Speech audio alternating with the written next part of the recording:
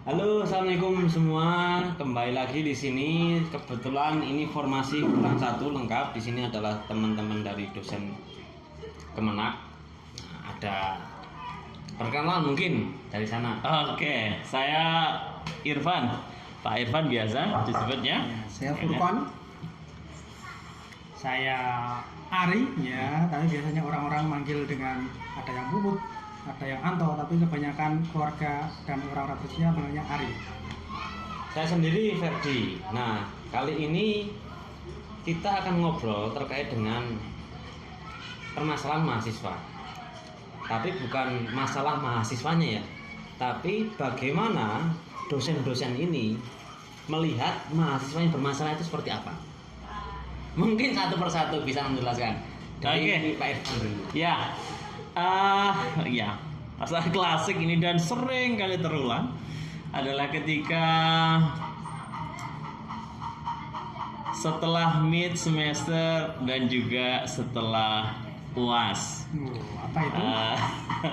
Ini yang kadang bikin saya tuh kalau istilah orang Jawa gembreget gitu ya. Ya habis pikir. Nggak habis pikir. Aneh gitu loh. Sebenarnya dosa-dosa itu sudah baik, jauh kalau dibandingkan angkatan saya dulu ya. Zaman dulu. Jauh. Untuk mendapatkan A itu suatu perjuangan yang ndak kenal habisnya begitu, berdarah-darah untuk dapat A. Nah, sekarang mahasiswa kita ini pertama dosennya enak-enak, kasih requirement yang mudah-mudah begitu ya Mas Furqan ya dan teman-teman. Itu dan murah-murah gitu. Tapi masih ada aja mahasiswa yang masih protes itu. Protesnya gimana? Iya, protesnya kasih A. Loh Pak, kok saya dapat A? Mengapa saya tidak dapat A plus gitu? Dapat A itu protes ya? Iya, protes. Masih kurang ya? Masih kurang. Luar biasa ya Mas. Ya, sudah tidak datang lebih dari 5 pertemuan, saya kasih kemurahan. Ya sudahlah, saya anggap yang 3 pertemuannya saya anggap dia izin gitu ya. Otomatis pertama juga datangnya atau partisipasi kelasnya tidak begitu bagus, sudah saya kasih B. Kan mending B sudah lulus gitu. Masih protes. Teman-teman saya A Pak, mengapa saya B? Begitu. Ini masalah klasik yang perlu kemudian apakah saya kemudian harus menjelaskan, Dek, kamu itu sebetulnya dikasih hati sama kita. Jangan rogol lempel loh. Orang Jawa itu. Nah, ini yang perlu kemudian mahasiswa perlu tahu bahwa dosen-dosen saat ini itu murah gitu. Dosen-dosen saat ini itu baik hati. Iya, dijamin dulu karena juga kita ingin bagaimana kita itu juga mahasiswa mendapatkan nilai yang baik lah ya. Kalaupun toh tidak A plus itu berarti ada masalah dengan Anda. Kalaupun toh dapat A itu sudah karunia karena A itu tinggal dikit lagi aja nanti kemudian menuju kamlot gitu ya. Oke, itu saja masalahnya. Mungkin Masmu ada seperti masnya Pak Irfan. Banyak. Pengalamannya sama atau ada yang berbeda? Sudah dikasih nilai 3, sudah di-upgrade pada waktu nilai akhirnya jadi 3,5 menjadi A min. Iya. Itu pun masih komplain juga banyak yang situasinya seperti itu tuh banyak. Jadi makanya kita sebagai dosen juga itu satu hal yang paling gembreget terutama bagi kita sebagai dosen melihat mahasiswa. Padahal ya seperti yang dikatakan Pak Irfan tadi, pada zaman dahulu aja kita mendapatkan nilai B itu perjuangannya sangat luar biasa gitu. Sekarang nilai amin itu dikomplain itu kan juga gembreget gitu kita sebagai dosen itu. Masamu ada masamu? Ada. Baru kemarin itu ada cewek. Kalau cewek kan kadang-kadang saya balas. Kalau cowok kadang-kadang enggak. Iya. Apalagi yang mahasiswa. Ya. Jadi tanya, Pak, kok saya dapatnya B? Teman saya juga yang ujiannya sama, nilainya sama kok dapatnya B plus kan begitu. Ya pada akhirnya saya jelaskan, Mbak, kita di awal kontrak perkuliahan itu nilai yang paling tinggi itu adalah nilai keaktifan. Kebetulan kelas saya itu kelas listening ya. Kelas listening itu kan menitik beratkan kepada keaktifan pembelajaran, bukan hanya pada final test dan juga mid test. Nah di situ protes. Ya akhirnya saya kasih tahu, kebetulan saya pegang jurnal mengajar saya. Di situ langsung saya tulis nilai harian ada semua. Mbak, midmu sama finalmu sama. Tetapi untuk harianmu kamu zonk, tidak ada ngacung sama sekali. Sedangkan Mbak ini ada 3. Oh iya, terima kasih Pak. Gitu. Artinya apa? Artinya begini. Sebenarnya untuk nilai mid dan nilai final itu sudah saya katrol. Saya itu tidak ada nilai 1 itu tidak ada. Dia itu katakanlah datang tulis nama tidur itu sudah dapat nilai 2. Nah, kurang apa nak dia? Saya berarti seperti tadi yang teman-teman dosen di sini cerita kan berarti hampir semuanya Hampir ngatrol. semuanya mengalami ya ngatrol. Karena memang sistem Mengalami hal di tempat seperti kami itu tidak ada nilai mati. Katakanlah 3,001 itu jadinya 3,25. 3,25. Oh, Itu pun nilai katrol berarti sistem. dasarnya mengatrol itu sistem. Ya, Sistem. ada sistem. Berarti bukan kemurahan hati dosen. Ada juga Ada dengan juga hibah. sebelumnya itu kemurahan hati dosen gitu. Oh, gitu. Sebelumnya. Sudah dari kemurahan hati kok tiba 3,01 jadi 3,25. Saya mungkin teman-teman pengen tahu caranya dapat kemurahan hati dosen ini mahasiswa harus berperilaku seperti apa? Nah, Harus kenal baik dengan dosennya. Apakah harus visual gitu? oh itu wajib. Atau seperti apa? Tapi kalaupun tidak visual, itu ada beberapa cara yang bisa dilakukan. Yang pertama, jadilah mahasiswa aktif ya. Jadi dosen itu hanya ingat 2 mahasiswa ya. 3 lah ya, 3. 1 mahasiswa aktif, 2 mahasiswa paling delokok ya. Delokok itu apa delokok? Delokok itu ya wis ketika datang telat, kemudian di kelas tukang tidur. Kemudian kalau mengerjakan kosong terus, itu diingat. Kalau kamu hanya in the middle of, itu nanti lupa. Yang ketiga visual. Nah, visual itu bagaimana ya? Berpenampilan menarik. Good looking. Good looking lah. Itu apa sama dengan kalian berdua? Iya, hampir. Sama. Ya, kalau saya jelas keaktifan kelasnya yang kemudian kita mudah mengingat gitu ya. Walaupun ia bisa sampai kemudian by name ya. Kalau enggak setidaknya ketika kita ngisi jurnal nilai di siakat gitu, oh ini sudah gitu. Saya tutup mata saja. Ada pertolongan. Iya, begitu. Langsung dapat ampunan gitu. Iya. Hati nurani yang berbicara. Iya. Tapi misalkan mahasiswa itu dia modelnya aktif, tapi nggak nyambung. Nah itu gimana? Saya juga ada seperti itu.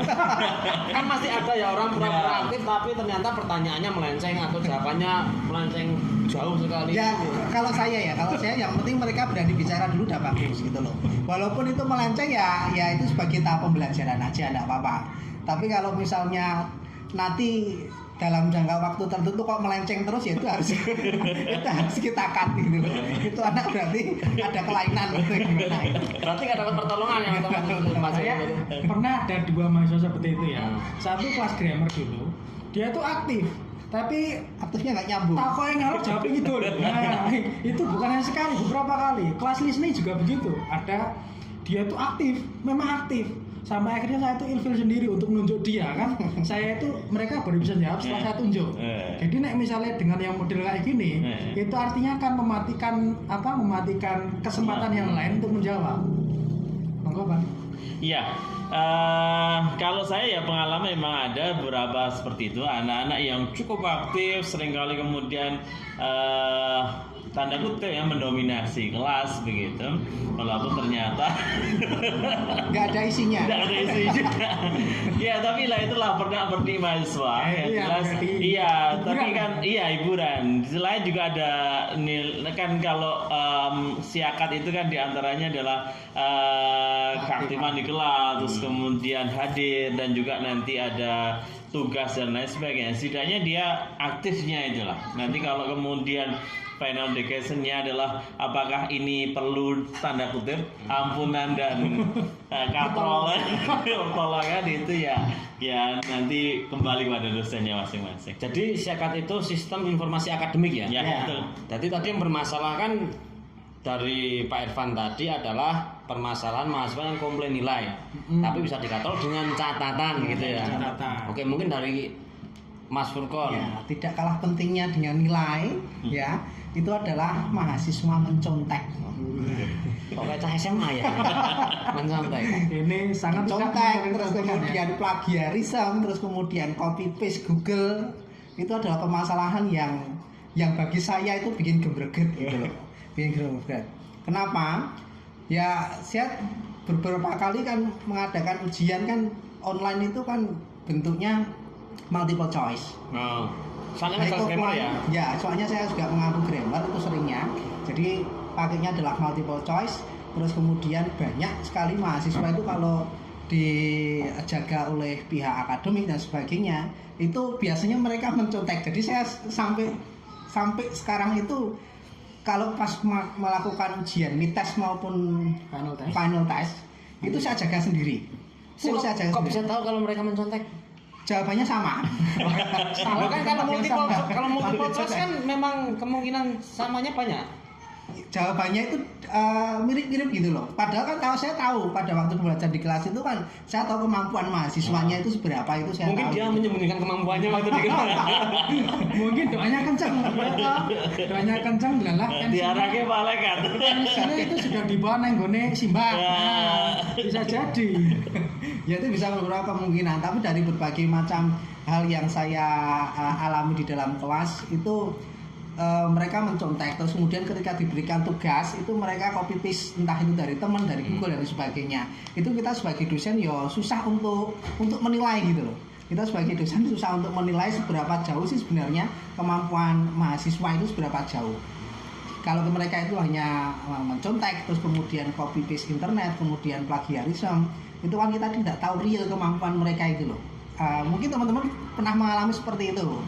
Oke, Plagiarisme, kalau mencontek dan iya sebagainya. hampir sama, ini masalah serius dan kronis ya. Kalau yang lain misalnya di tingkat pemerintahan itu korupsi adalah penyakit kronis, nah di akademisnya adalah plagiarisme dan copy paste gitu. Itu bukan hanya di tugas saja ya, jadi bahkan di tugas akhir pun masih kita dapati seperti itu. Sederhana ya, kita tanpa harus kemudian menggunakan plagiarism checker gitu. Ya. Kita lihat Kita saja lihat tulisannya. Kok antara kanan kiri layoutnya tidak beraturan, itu sudah indikasi. Saya pikir ini mengapa anak ini Ya. mahasiswa nih kok kalau pun toh mau nyontek mau copy paste ya pinter-pinter Ya. dikit gitu loh. Bahkan sampai ada loh yang masih biru-biru itu loh. Saya tuh menemukan ada sampai biru-biru itu. Saya malah merek ke tengah. Jadi tidak rata tinggi, Iya. merek ke tengah. Karena mungkin dia masih ikuti format yang di copy. Iya betul. Nah, ini nek kalau mau ngopi mbok ya sing pintar sih. Ya. Ngono lho. Jadi itu bagi sobat mahasiswa milenial, ketika kalian itu copy paste internet ataupun plagiarisme yang cerdas. Harus cerdas. Ya, Paling Lihat dulu, harus cerdas ya. diedit dulu ya. Jangan sampai ada bold biru masih ada. Belum dilihat masih rata kanan kiri belum tertata rapi. Itu jelas pasti copy paste internet. Sebenarnya permasalahan plagiarisme ini kan cukup cukup marak di dunia Cukup kampus. marak. Ini sebenarnya solusi yang mungkin dari teman-teman di sini bisa tawarkan itu apa sih? Kalau memang itu menjadi penyakit kronis, masa nggak ada vaksinnya lah kasarnya? Oke, kalau memang vaksin itu kan sebenarnya baiknya vaksin itu kan diberikan untuk melakukan pencegahan kan begitu. Iya. Nah, kalau sudah terjadi berarti diobati nah, kan begitu. Kalau tidak diobati ramari digramasok. Nah, ketika kita vaksin maka perlu kita lakukan itu memang sejak awal. Iya, betul. Jadi ketika mereka baru masuk itu sudah dikenalkan dengan budaya-budaya akademis. Contohnya adalah mereka kalau mau menggunakan source itu ya harus dicantumkan. Kan sudah ada beberapa tools yang bisa digunakan untuk citation kan begitu. Kalaupun nanti mau citation secara gelondong kan mbok yo diparaphrase. Dan memang hal-hal seperti itu yang perlu dikenalkan. Monggo. Ya, itu hal pertama yang harus kita kenalkan ke mahasiswa. Saya setuju dengan Pak Puput ya. Jadi yang pertama adalah kita kenalkan dulu secara akademis biar mereka tidak plagiarisme atau copy paste Google. Itu sangat kronis banget itu masalahnya. Iya, saya juga sebenarnya selama ini tugas mesti bukan kok saya ini dosen kuno karena harus selalu makalah kan gitu, karena saya juga ada maksud di balik tugas makalah yang saya inginkan dari mahasiswa. Artinya terbangun budaya akademik, khususnya adalah academic writing yang betul strict sebetulnya kalau dipahami, karena ya bagaimana kemampuan mahasiswa kita bahkan nanti sampai sarjana ketika harus disandingkan dengan negara-negara yang sudah maju dalam tingkat pendidikan atau akademik, itu akan sangat jauh karena sebenarnya kita tuh sudah mudah, misalnya sistem dengan sederhana dengan Badino dan lain sebagainya. Sebenarnya kalau menggunakan footnote misalnya, itu catatan kaki itu sebetulnya adalah model kuno, tapi nyatanya di negara-negara maju seperti Australia dan lain sebagainya itu masih menggunakan, karena bukan soal toolnya, bukan soal modelnya, tapi adalah memang academic writing yang strict itu mereka sudah jaga sejak awal, sehingga mahasiswa itu ya betul-betul mampu untuk melakukan itu. Bahkan ketika di tugas pun saya berpesan kepada mereka, kan mahasiswa itu macam-macam ya. Ada yang memang longgar waktunya, ada yang memang bekerja. Nah, terutama bagi yang bekerja itu kadang-kadang berkeluh kesah. Pak, saya kerja Pak, tugasnya datang. Itu alasan pasti. Ya saya sudah berikan kelonggaran ke mereka. Artinya begini, wes garapen sak rupa-rupa nih. Yang penting jangan kopas, jangan plagiarisme, kan begitu. Tapi fenomena itu sebenarnya seperti semacam kita nggak diajari untuk mengapresiasi karya orang lain kan sebenarnya kalau plagiat. Tapi untuk sanksinya sendiri kalau menemukan mahasiswa seperti itu dari dosen-dosen ini gimana? Apakah langsung mendadak atau dipanggil atau di treatment atau gimana dari formula dari masing-masing dosen ini? Kalau untuk ketika dulu pas waktu kita tatap muka dengan mahasiswa, itu biasanya mahasiswa saya panggil, terus kemudian mereka tak suruh untuk menceritakan konten apa yang sih yang kamu tulis di situ, apa kamu mudeng porak gitu. Itu langsung pertama. Tapi ketika online seperti ini kan kita nggak mungkin manggil mahasiswa kan gitu. Ya, jadi makanya mereka saya sampaikan ke ketua kelas bahwa misalnya nama-nama ini mereka copy paste internet dan nilainya saya kurangi. Gitu, nilainya saya kurangi gitu. Berapa persen dikurangi? Sekitar 30%. Itu masih baik hati ya itu. Baik hati, sekitar 30%. Kalau saya seperti itu. Monggo yang lain mungkin ada. Kalau saya jelas nilai tugasnya jatuh ya.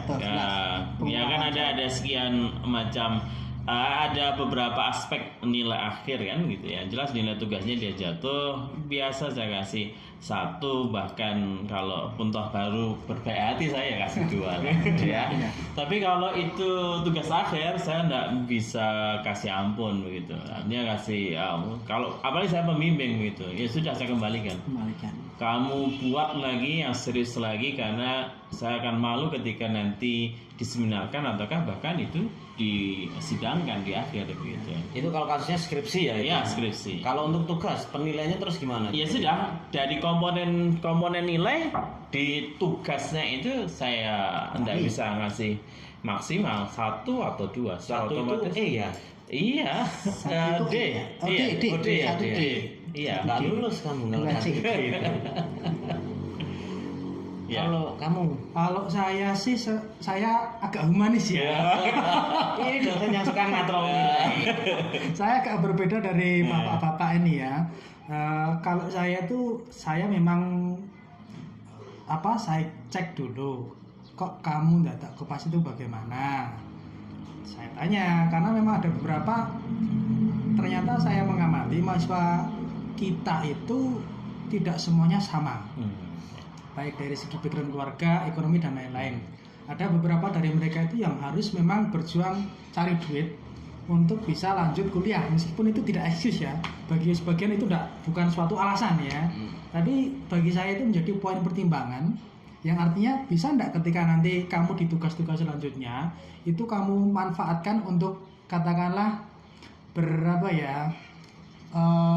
menebus dosamu pada tugas yang ini begitu, sehingga nanti ketika di akhir komponen tugas itu kan bukan hanya 1 tugas, bisa jadi 3-4 tugas. Nah nanti bisa jadi taruhlah nanti yang tugas-tugas zong tersebut bisa jadi saya sementara menutup mata dulu lah, yang saya hitung 3 kan begitu. Kalau memang alasannya bisa ditoleransi, kalau enggak ya sudah kamu terima apa adanya kan. Kadar toleransi atau enggaknya itu gimana terus? Ya dari cerita dia, kadang-kadang kan cerita. Berarti kalau jualan kisah itu, jualan drama gitu langsung luluh gitu ya? Enggak, tetap berkorelasi dengan cerita temennya sendiri, dan behave dia juga.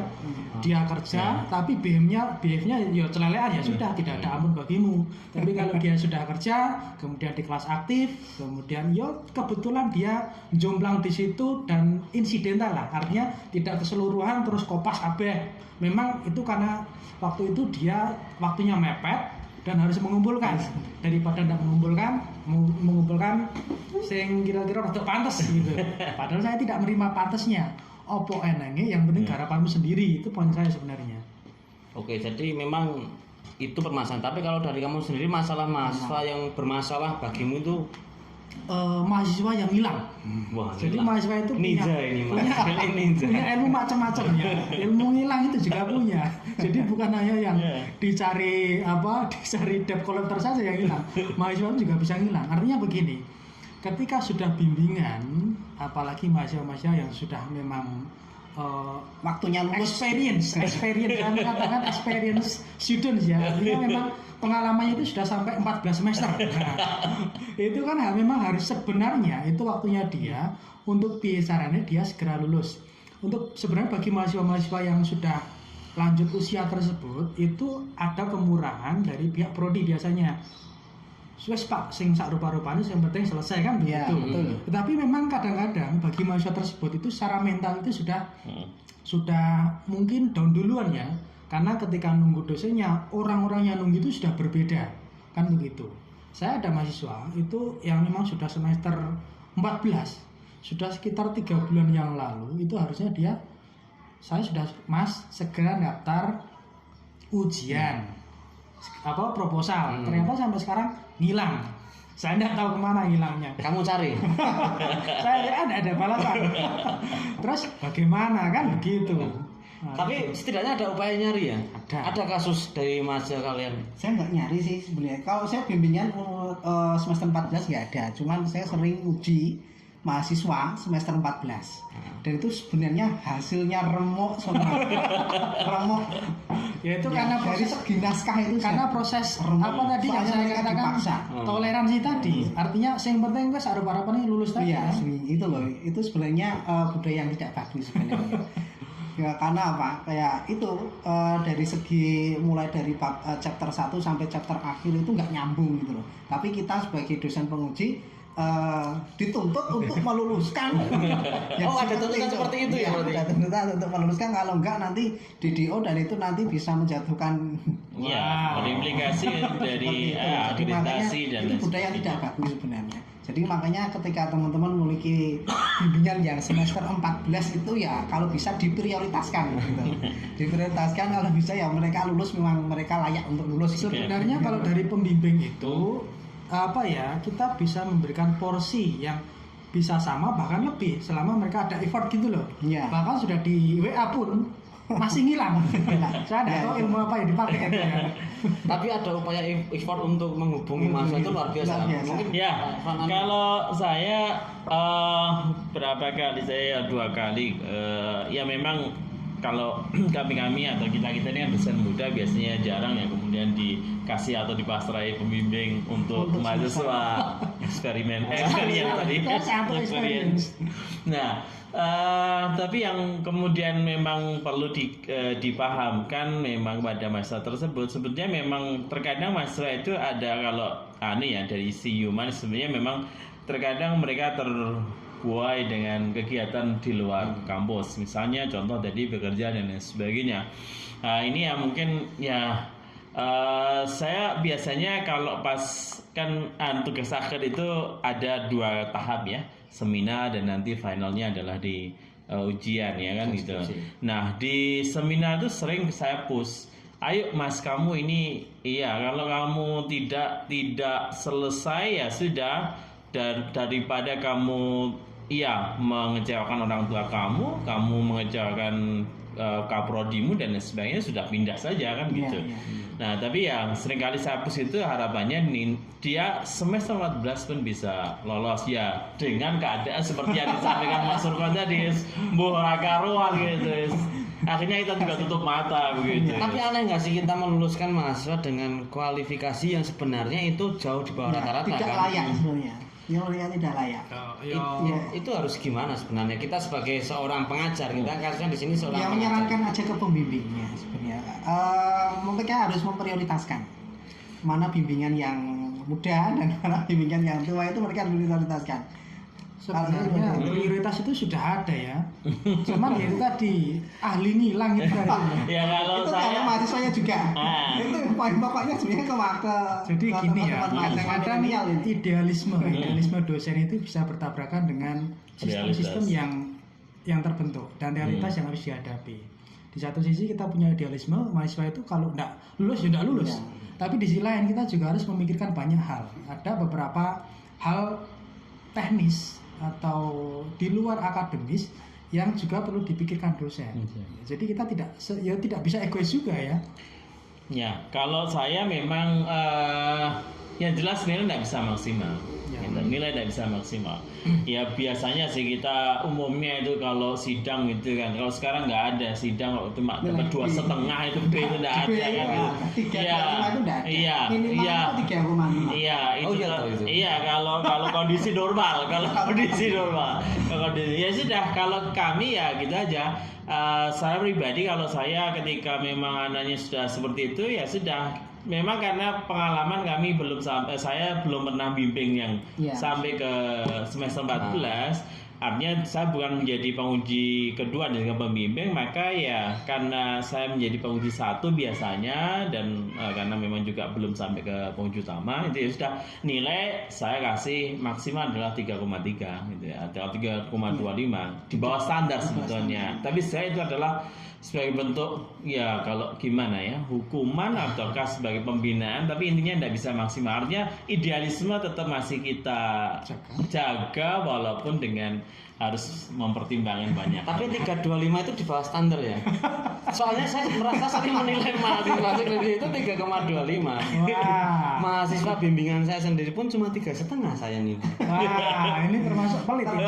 Termasuk dosen killer. Jadi teman-teman yang bimbingannya Pak Ferdi, nanti Pak Ferdi suruh nonton podcast ini sendiri ya. Tapi emang permasalahan mahasiswa itu mahasiswa yang bikin masalah yang itu dari perspektif dosen itu memang beda-beda ya. Ada yang plagiat itu, terus ada yang hobinya ngilang, sampai ada yang protes nilai. Terus kalau misalkan seperti itu kasusnya, treatment yang harus dilakukan oleh dosen itu seperti apa? Karena memang kita kita sebagai dosen itu berbeda sebagai seorang guru ya. Guru itu membimbing, membina atau itu kan sampai ditemani. Tapi kalau dosen, apakah kita tetap akan tutup mata dengan fenomena seperti itu, atau mungkin ada cara lain yang sebenarnya bisa ditempuh untuk meminimalkan fenomena-fenomena yang sebenarnya tidak baik untuk pendidikan kita? Oke, saya dulu yang mumpung ingat ini. Iya, Saya iya. tadi juga teringat kasus ini.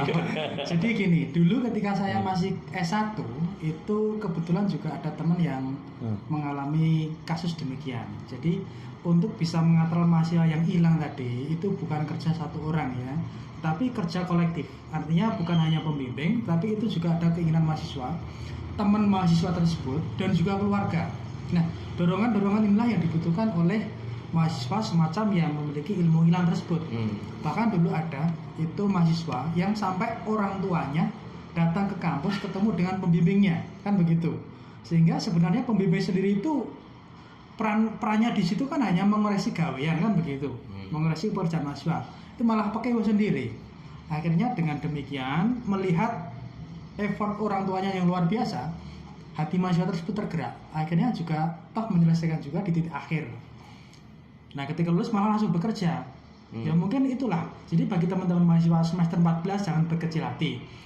Orang itu memiliki timeline masing-masing. Mungkin temanmu sudah lulus semester 8. Mungkin kamu lulus semester 14. Tapi kita Bisa juga nggak lulus ya. Nggak lulus. Bagi anak lulus sebenarnya ini sebenarnya bertentangan dengan idealisme kita ya. Tetapi fakta dan realita, nggak lulus pun nggak masalah sebenarnya ya. Tetapi at the end of the day, you have to pay the bill. Pay the bill itu pakai duit. Kalau kamu nggak lulus, kamu bisa mengumpulkan uang, bisa menghidupi keluarga, cukup sebenarnya. Cuman kan kita tidak bisa menyarankan seperti itu, kan begitu. Enggak. Satu hal yang sering saya sampaikan ke mahasiswa milenial itu adalah Saya milenial, Pak. Saya milenial. Bukan milenial, tapi sekarang digital native. Ya. nanti itu adalah ciptakan sebuah atmosfer dalam kelas itu yang akademik. Gimana misalkan? Akademisi. Yang pertama, mereka bisa aktif di dalam kelas. Jadi ada sebuah materi apapun yang disampaikan oleh dosen, itu tolong aktif dalam kelas. Jadi jangan diem-dieman di dalam kelas, itu sebenarnya nggak bagus. Karena pengalaman saya itu S1 sama S2-nya itu atmosfernya beda dan itu menciptakan karakter yang berbeda juga di dalam diri saya, gitu loh. Suasana agresi saya pada waktu S1 itu ya mahasiswa pulang dulan sebagainya itu kan krik-krik dan ilmunya itu hanya sekedar ilmu-ilmuwan gitu. Jadi ketika saya ke S2 di situ karena mereka juga ada yang sudah bekerja, kemudian ada yang sudah menjadi dosen dan sebagainya, itu suasananya sangat berbeda. Jadi saya selalu memberikan sesuatu ke mahasiswa pertama kali adalah bangunlah sebuah atmosfer akademisi di dalam kelas. Itu hal yang paling penting dulu. Jadinya budaya mereka akan budaya akademisi. Untuk mencari ilmu itu mereka akan suka gitu di dalam kelas itu seperti itu. Membangun suasana kelas mereka akan suka. Oke.